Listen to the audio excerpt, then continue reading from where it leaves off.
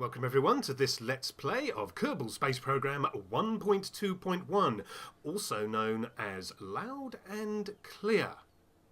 Now, a lot has been going on at the KSC since the latest software upgrade, not least of which is an inspection by Health and Safety.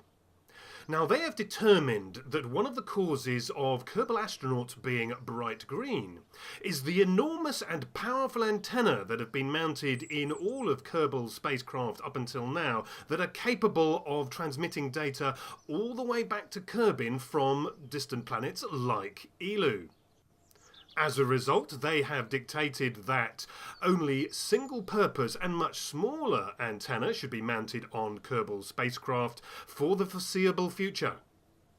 So let's pop into Mission Control and see Gene to find out if he has any contracts relating to satellites and transmitters.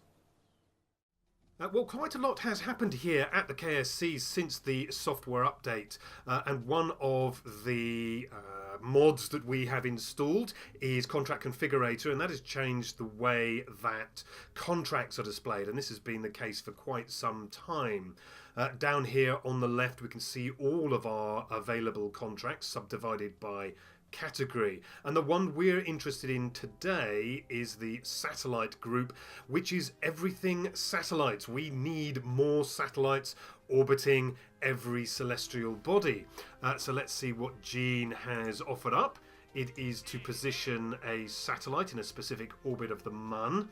We can see the orbit specifics here, quite a large orbit here with an inclination of 130.8 degrees. I think we can manage that.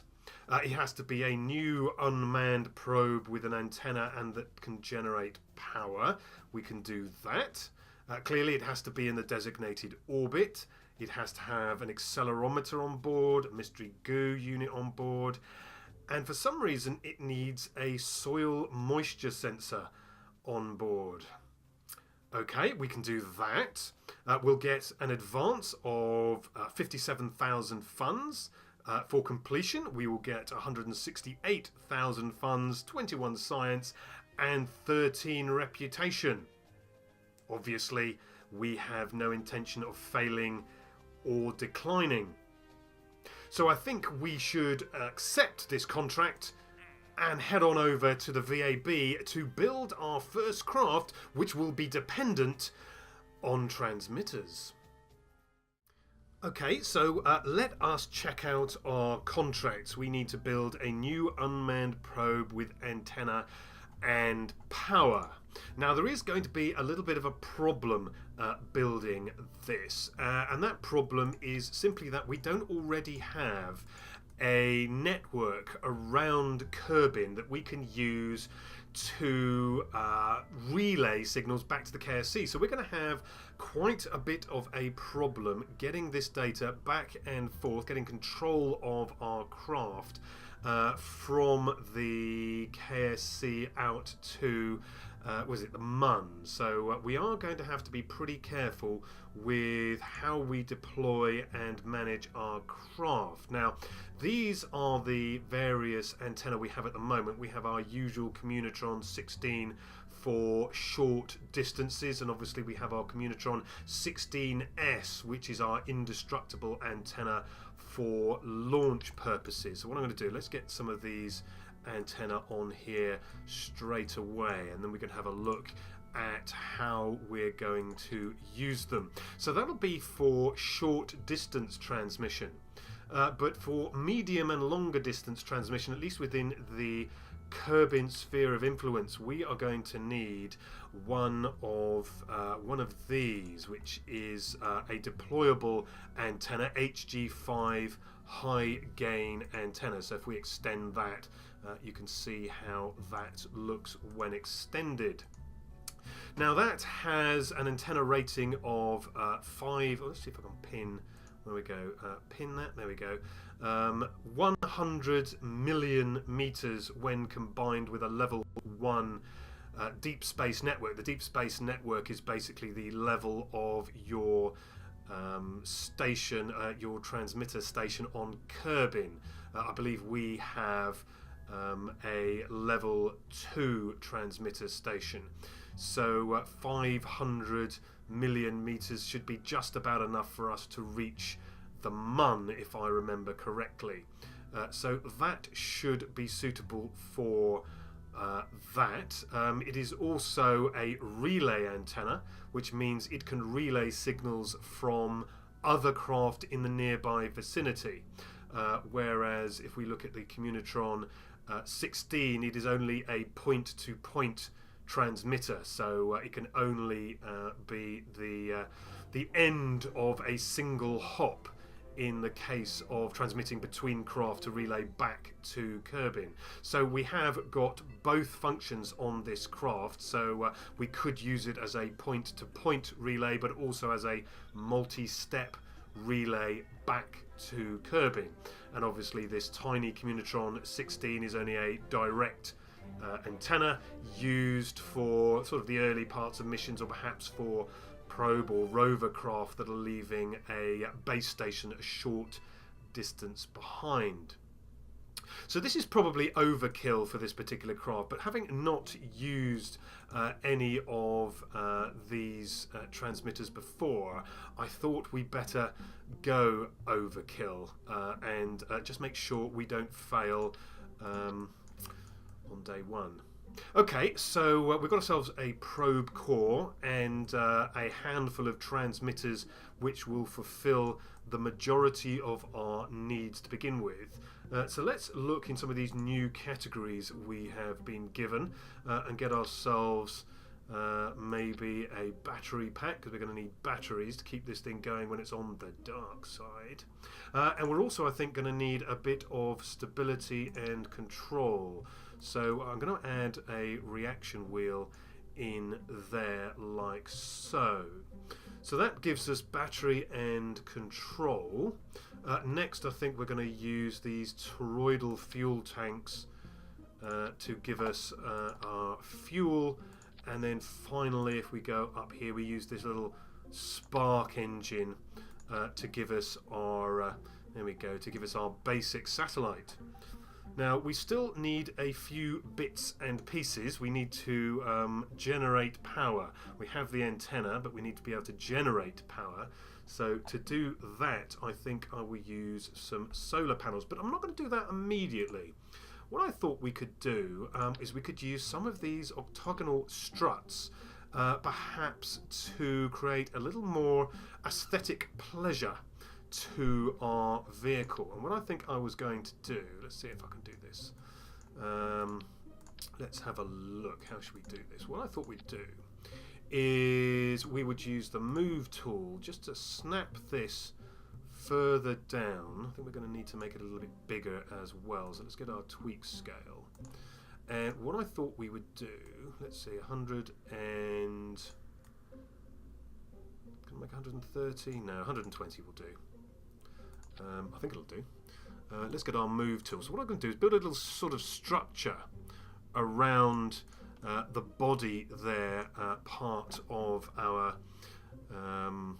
main body there. Now you'll also notice I've actually got editor extensions included, and I'll explain why in a minute. So let's just pop that in like so. So that gives us a little bit of a structure for us to attach other things to, rather than just slapping them on the sides of our battery. So let's go back to our panels. Oops. Panels,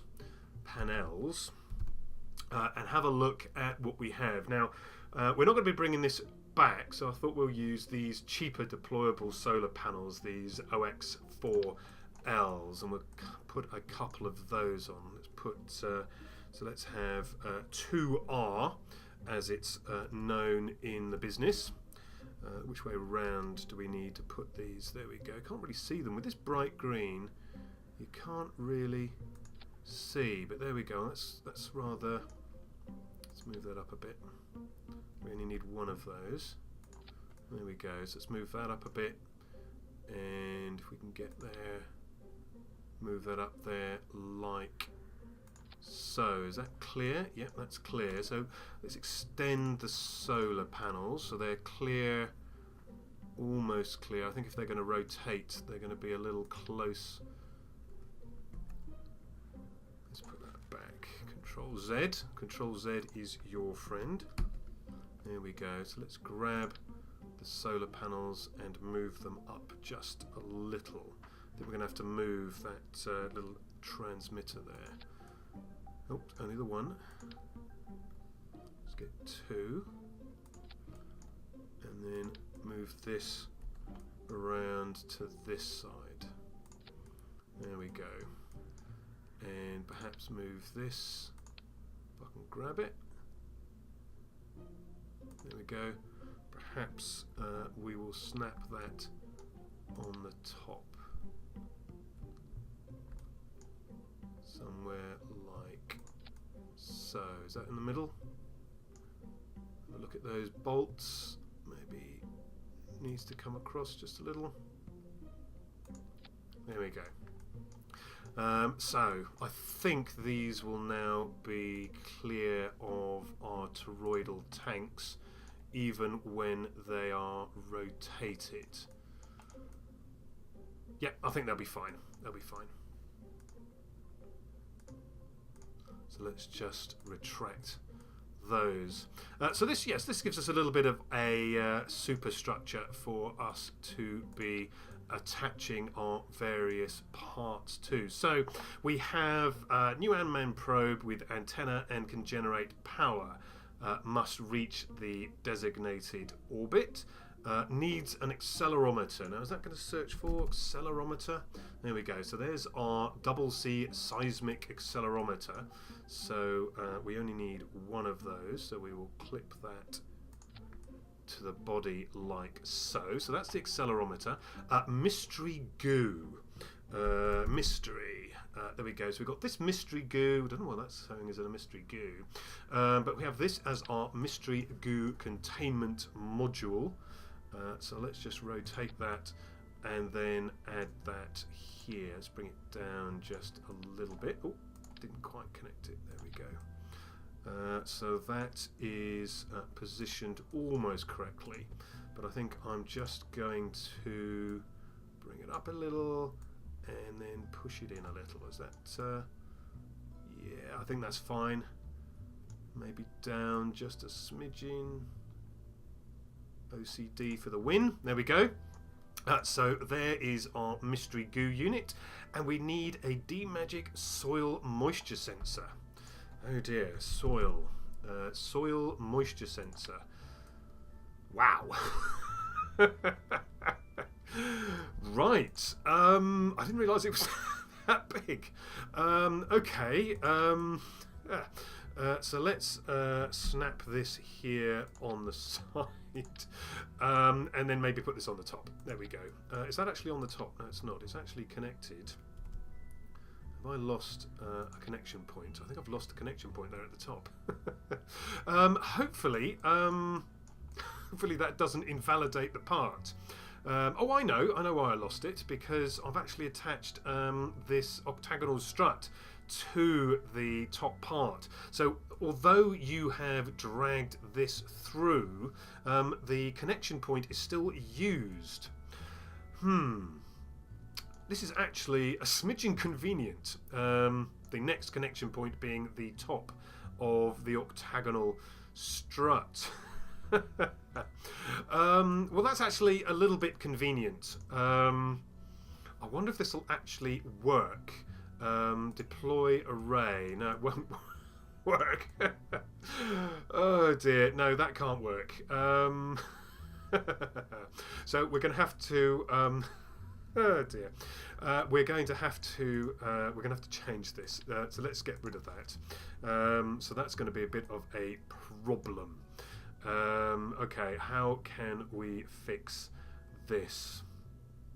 I tell you what, let's sort of, without having to take everything apart, what we're going to do is we're going to sort of uncheat our cheat. So we're going to put this, can we fit it inside? No, we're not going to be able to fit it inside, are we? Oh dear. How are we going to do this, because that's going to fit around the outside. Okay, this is going to be a complete cheat. So what we're going to do is we're going to move this inside, and then we're going to pull it up, because this is effectively attached to the outer structure. So it's used up a side mounting point. So let's just push this down, and that means this little grill here at the top should have a top mounting point. Shall we find out? Oh dear. Soil.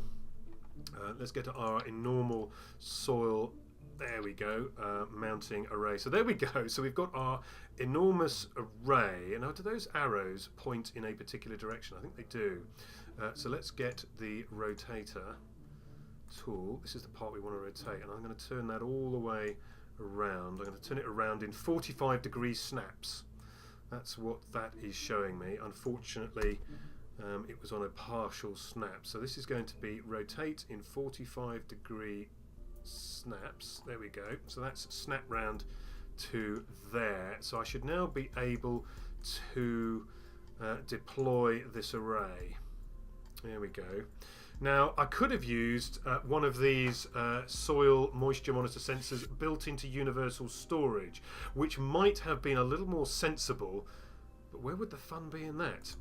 So we're going to launch this enormous soil moisture monitor sensor thingy doodah in this enormous outsized pod.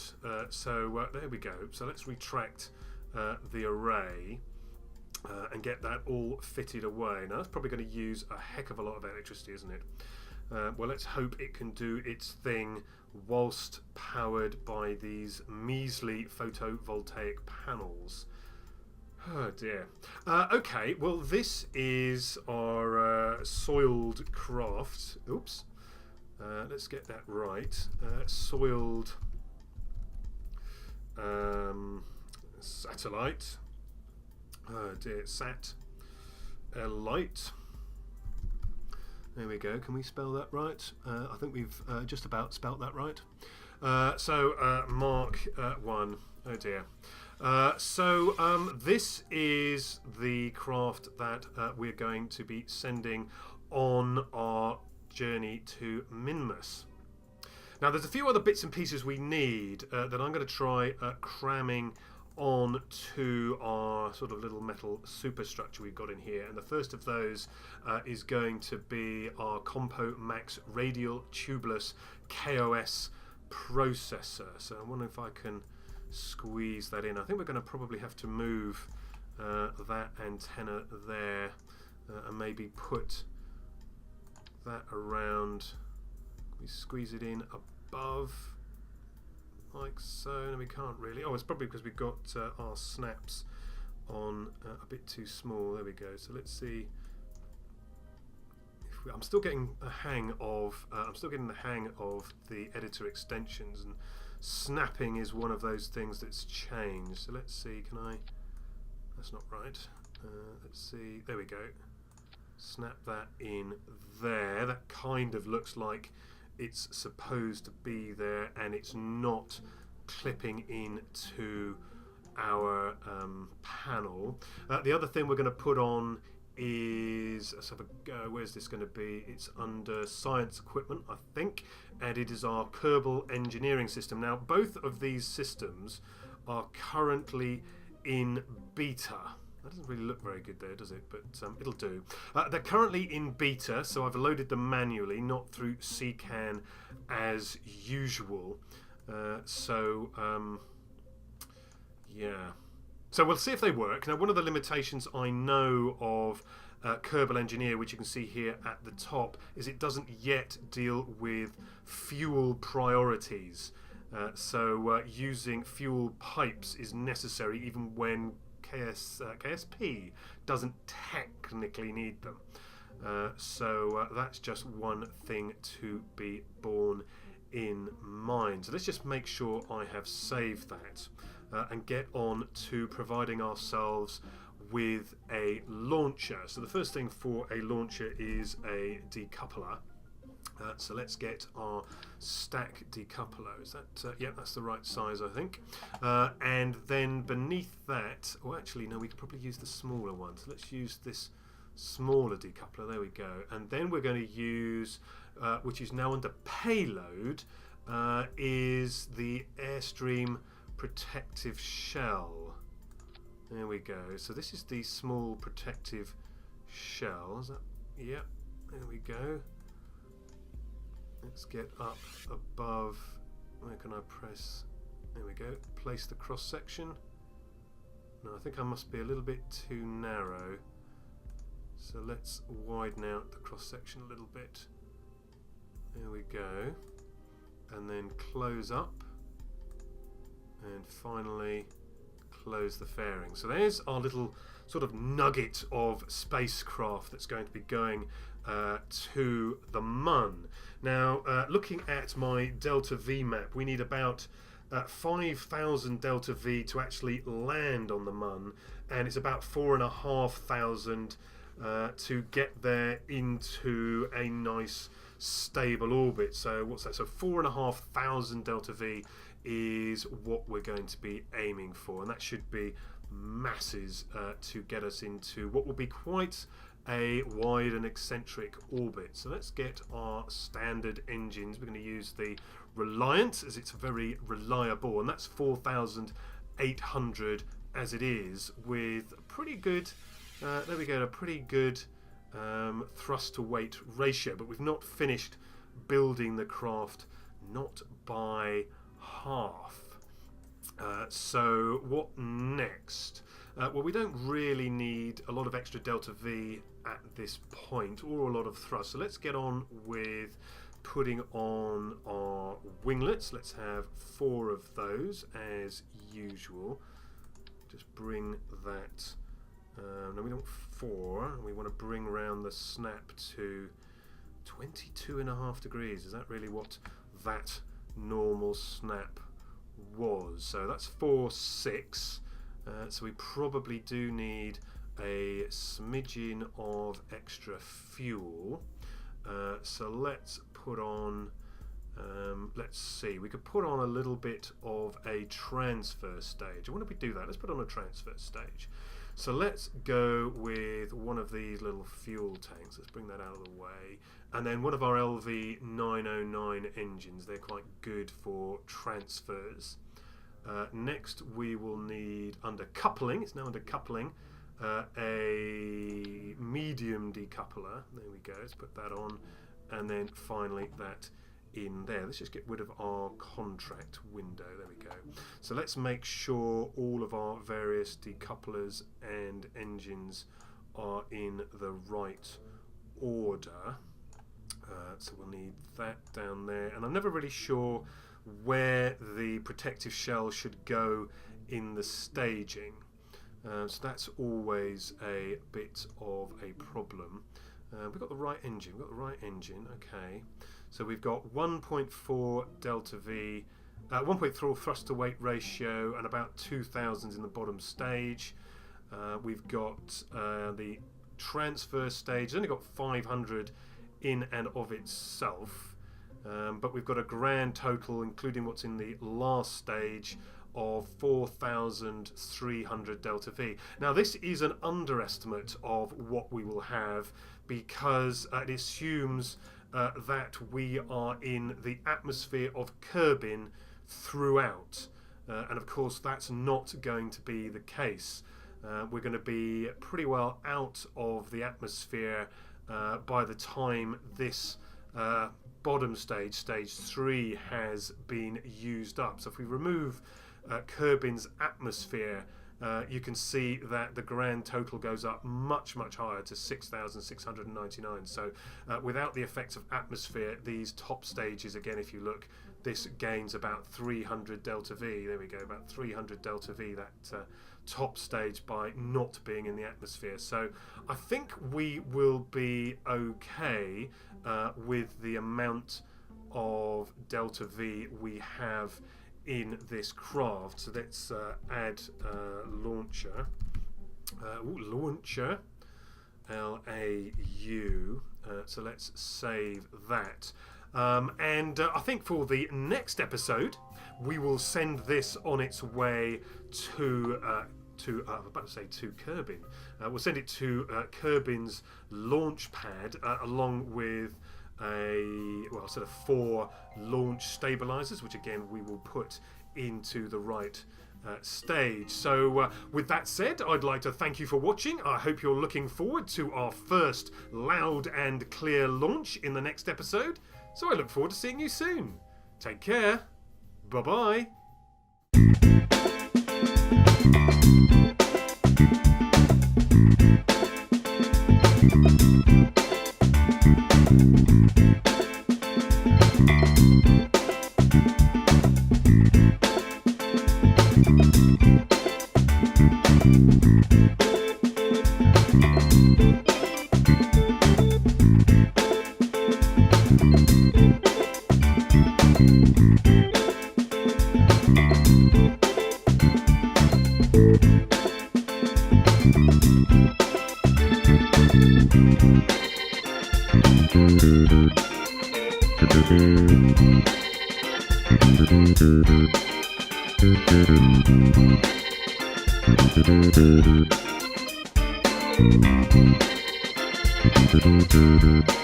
Thank you.